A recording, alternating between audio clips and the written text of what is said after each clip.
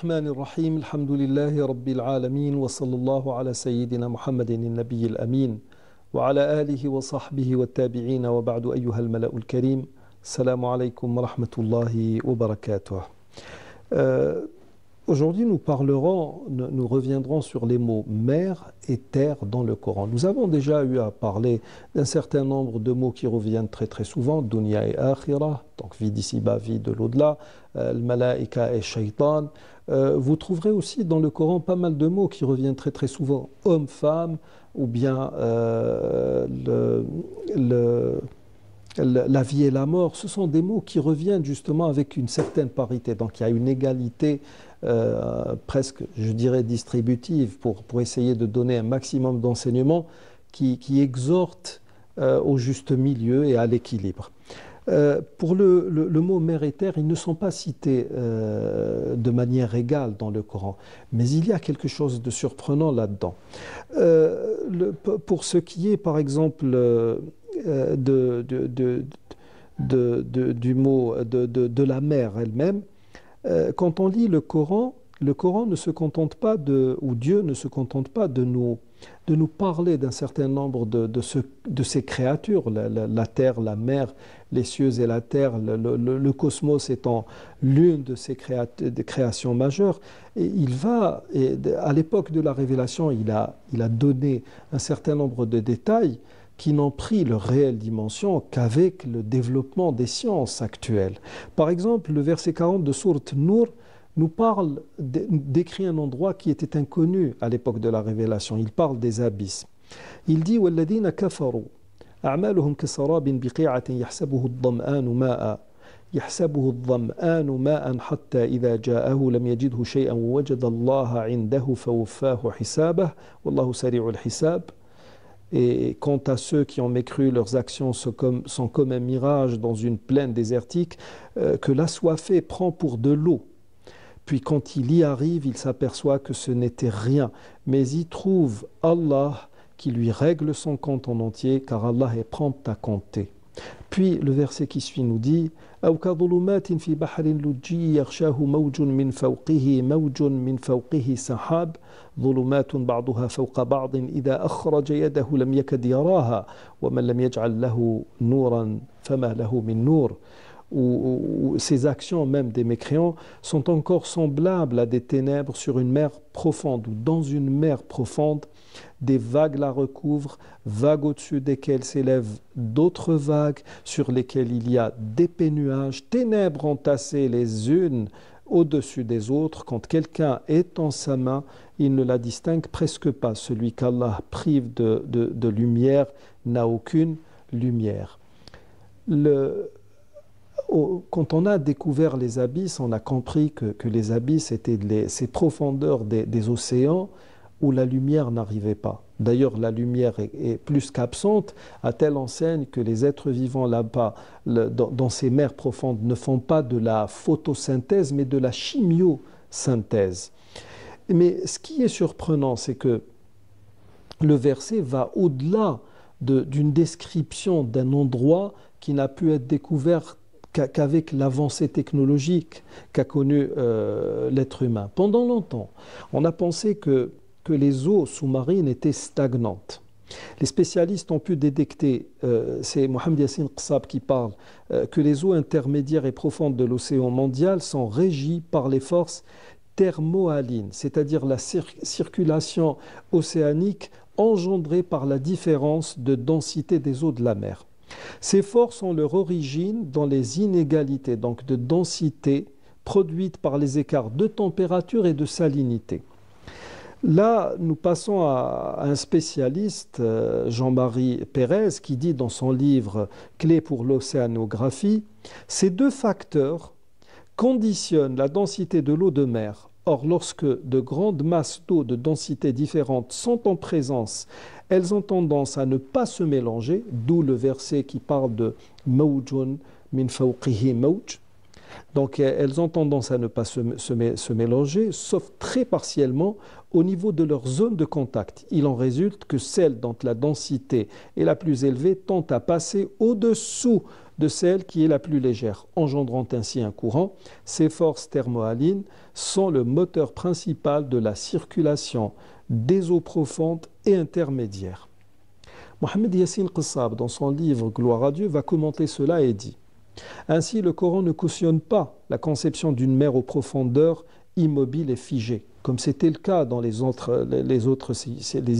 civilisations passées. C'est un mouvement dynamique qui anime les océans, aussi bien en surface que dans le fond, même si les causes ne sont pas identiques, et la stratification des courants marins n'est que le reflet d'une réalité que personne n'a pu observer avant le XXe siècle, avant ce siècle. Le livre a été écrit au siècle dernier, avant ce siècle de grandes découvertes.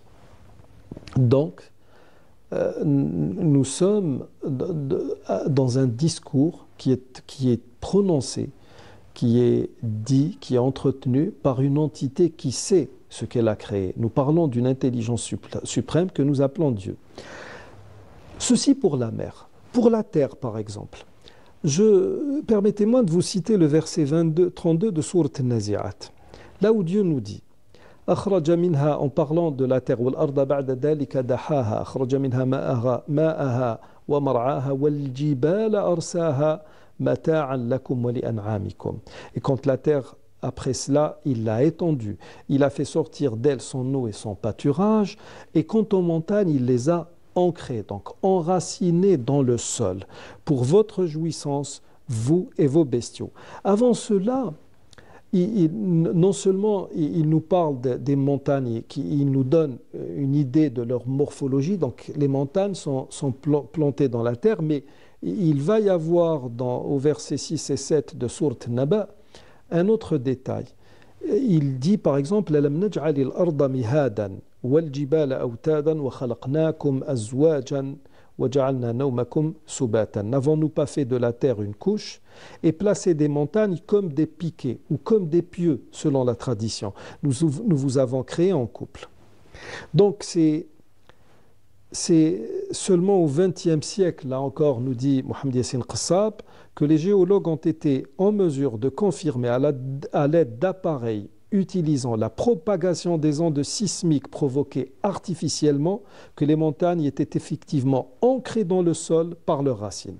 L'écorce s'épaissit systématiquement à leur point d'ancrage, au point où la profondeur des racines est souvent 10 fois plus importante que la hauteur des cimes, donnant à ce phénomène l'image des icebergs dont les 9/10 sont immergés dans l'eau et qui ne sortent de l'eau que le sommet. Ainsi, les racines de la cordillère des Andes descendent à 70 km pour une hauteur maximum de 6990 mètres au sommet. Celle des Pyrénées atteint 50 km pour une hauteur d'un peu plus de 2500 mètres, tandis que l'Himalaya s'accroche à l'intérieur du sol à 80 km de profondeur et que leur plus haut sommet culmine à plus de 8000 mètres. La croûte continentale est systématiquement renforcée pour permettre aux montagnes de se maintenir et de stabiliser le sol, parce qu'il est dit dans le Coran que ceci a été fait pour que la terre c'est pour que la terre ne bouge pas, pour que le sol reste stable. Ceci donc pour les mots mer et terre. Nous sommes donc dans un discours qui a été prononcé il y a de cela 14 siècles, qui a délivré un certain nombre d'informations qui étaient plus qu'admises à l'époque, oui. Et il y a quelque part dans le monde où c'est peut-être une allégorie, ces fameux abysses, et même quand les abysses, on les a découverts, oui, le Coran a parlé de quelque chose ou a utilisé un langage, un lexique tellement élaboré qu'il pouvait se prêter à n'importe quel scénario. Donc, qu'il y ait des abysses ou pas, le problème ne se pose pas. Sauf que, en parlant de ces abysses, le Coran a parlé, je ne sais pas si je suis en droit de dire cela, je ne suis pas un scientifique, mais nous sommes dans ce que certains appellent la mécanique des fluides. Les eaux ne sont pas du tout stagnantes et le verset a pointé du doigt un phénomène qui est à la base même de ce qui fait le mouvement des océans et des mers. Ensuite, le Coran, pour ce qui est du mot terre, le Coran va nous donner un certain nombre d'idées sur le sol, sur sa mécanique, sur la manière dont ce sol est maintenu stable, afin qu'il ne bouge pas, afin que la terre ne se dérobe pas sous les pieds des gens. Et il va parler de la morphologie des montagnes. Il va donner des indications qui n'ont pu être corroborées que par la science du XXe et XXIe siècle. Ce qui est le plus surprenant dans cette histoire, c'est que le mot terre, le mot mer, pardon, est cité 32 fois dans le Coran. Le mot terre, à son tour, n'est cité que 13 fois. Si maintenant vous additionnez 32 plus 13, ça vous donne 45. Et par un simple calcul de proportionnalité de chacun de ces deux éléments,